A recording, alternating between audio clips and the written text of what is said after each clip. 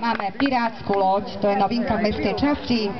Ja využijem aj to ešte, kým príde pán primátor. My si ho chceme adoptovať do mestskej časti. Počujte, to by boli opravené chodníky, hneď prvé, tráva pokosená.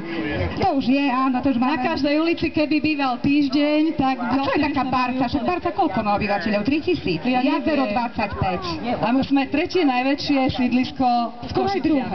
Ľudia sa nám deti. Myslím si, že o rok, o dva už predbehneme aj ďalšie mestské časti. Kde je evidencia obyvateľov? Prepíšeme, pán primátor.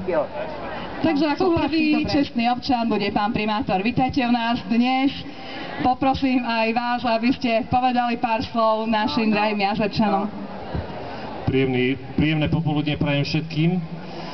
Nie som tu prvýkrát, lebo už som sa tohto dňa susedov zúčastnil, ale ešte v takomto veľkom rozmere s varením gulášu som ho nezažil. Ospravedlňujem sa všetkým, ktorých guláš neochutnám, ale keby som ochutnal všetkých, tak asi by som praskol, takže z gulášu budem dnes jesť pivo. A nezabudnite ani vy ostatní na pitný režim, lebo naozaj je veľmi silné slniečko. Mestská časť nad jazerom je naozaj unikátna mestská časť, nielen kvôli jazeru, ale aj kvôli atmosfére, ktorú tu viete vytvárať. A ja si myslím, že mnohé mestské časti by vám mohli závidieť pani starostku, Mary, ale najmä vás všetkých, ktorí sa tu dokážete tak príjemne baviť. Takže prajem vám krásny deň a idem sa motať medzi vás. Áno. Ďakujem pekne. Ďakujeme veľmi pekne a ja by som poprosila naše jazerské mažoretky.